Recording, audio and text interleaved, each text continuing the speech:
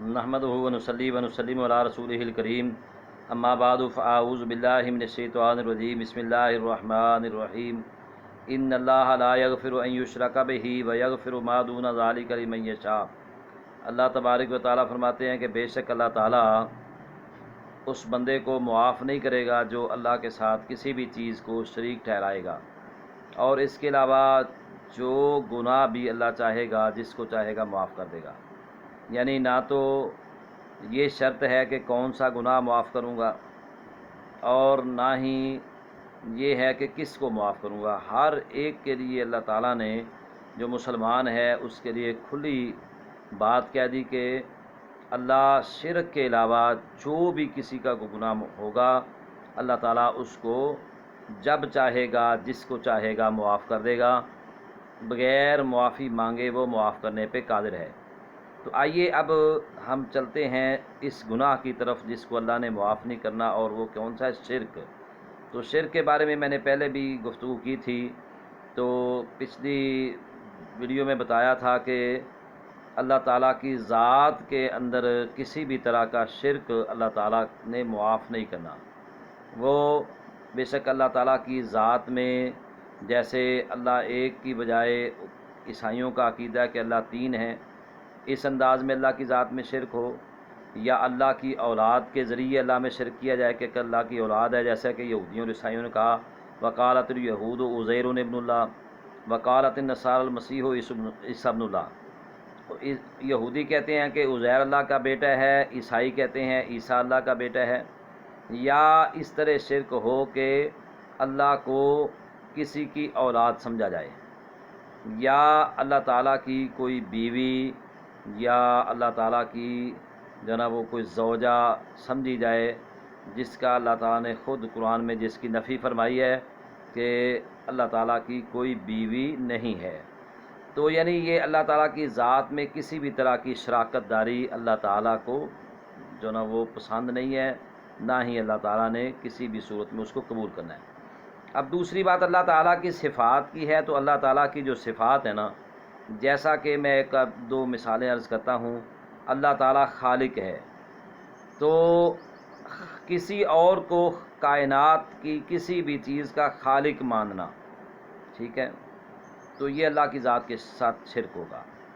اللہ تعالیٰ رازق ہے، کسی کو رازق ماننا یہ اللہ کی صفات میں شرک ہے۔ اللہ تعالیٰ اولادیں عطا کرنے والا ہے، تو کسی کو اللہ کے سوا اولاد دینے والا سمجھنا اللہ کی صفات میں شرک ہے۔ اسی طرح کسی کو بیماریوں سے شفا دینے والا، چونکہ بیماریوں سے شفا دینے والی فقط اللہ کی ذات ہے، تو کسی اور کو یہ سمجھنا کہ فلاں بھی بیماری سے شفا دیتا ہے، یہ اللہ کی صفات میں شرک ہے، اور اس کی میں قرآن و حدیث سے آپ کو دلیل کے ساتھ جو نا وضاحت کرتا ہوں۔ تو اللہ تعالیٰ خالق ہے، تو اللہ خالق کل شیء، اللہ خالق کل شیء، اللہ کہتا ہے ہر ایک چیز کا خالق اللہ ہے۔ تو جب اللہ ہر ایک چیز کا خالق ہے، ہر ایک چیز کو تخلیق اللہ نے کیا ہے، ہر ایک چیز اللہ نے پیدا کی ہے، اور اس کی قرآن میں ایک دوسری جگہ پہ اللہ نے مثال بیان کی تھی، یا ایھا الناس ضرب مثل فاستمعوا لہ، فرمایا کہ لوگوں تمہارے سامنے مثال بیان کی جاتی ہے، اس کو کان لگا کر سن لو، کان کھول کر متوجہ ہو کر سن لیجئے۔ ان الذین تدعون من دون اللہ، اللہ کے سوا تم جن کو پکارتے ہو نا، جن کو بھی تم اللہ کے سوا، جن کو بھی، یہ الفاظ توجہ والے ہیں کہ اللہ کے سوا جن کو بھی تم پکارتے ہو، جن کی بھی تم عبادت کرتے ہو، ان الذین تعبدون من دون اللہ لا یخلقون شیئا، اللہ تعالیٰ نے ایک جگہ پر لا یخلقون شیئا، انہوں نے کچھ بھی پیدا نہیں کیا۔ تو یہاں پہ کہا کہ اللہ کے سوا تم جن کی عبادت کرتے ہو نا، وہ فرمایا کہ مکھی بھی پیدا کرنے پر قادر نہیں ہے، بلکہ ان سے مکھی ان کے کھانے میں سے کوئی لقمہ اٹھا کے لے جائے تو وہ اس کو واپس کروانے پہ بھی قادر نہیں ہے۔ اللہ کے سوا جن کو تم پوجتے ہو، یہ توجہ والی باتیں ہیں کہ اللہ تعالیٰ کتنی باریک بینی کے ساتھ یہ بات کہہ رہے ہیں کہ اللہ کے سوا پورا جہان اکٹھا کر لو، ٹھیک ہے، تو سارا جہان مل کر ایک مکھی بھی نہیں بنا سکتا، اور مکھی اگر ان کے کھانے میں سے کوئی لقمہ اٹھا کے لے جائے اپنے منہ کا تو وہ واپس کروانے پہ بھی قادر نہیں ہے۔ تو یہاں پہ بھی دون اللہ کے الفاظ ہیں کہ اللہ کے سوا جو کوئی بھی ہو، ٹھیک ہے، سب مل جائیں، سب مل کر بھی کچھ نہیں کرنے پہ قادر، تو یہ اللہ تعالیٰ کی صفت ہے، وہ خالق ہے، اور اس کے صفت خالق میں کسی کو شریک ٹھہرانا یہ اللہ کے ساتھ شرک ہے۔ اور اسی طرح اللہ تعالیٰ شفا دینے والے ہیں۔ قرآن میں حضرت ابراہیم السلام کا واقعہ وہ کہتے ہیں اذا مرضت فہو یشفین، میرا رب وہ ہے جب میں بیمار ہوتا ہوں تو مجھے وہ شفا عطا کرتا ہے۔ اور نبی اکرم صلی اللہ علیہ وسلم آتے ہیں کہ اذہب الباس رب الناس واشف انت الشافی لا شفاء الا شفاءک، یہ الفاظ غور کریں، لا شفاء الا شفاءک، نہیں ہے کوئی شفا دینے والا سوائے آپ کے، یعنی اے اللہ تو ہی شفا عطا کرنے والا ہے، تیرے سوا کوئی شفا عطا کرنے والا نہیں ہے۔ اور نبی اکرم صلی اللہ علیہ وآلہ وسلم نے خود وضاحت فرما دی کہ اللہ کے سوا کوئی شفا عطا کرنے والا نہیں ہے۔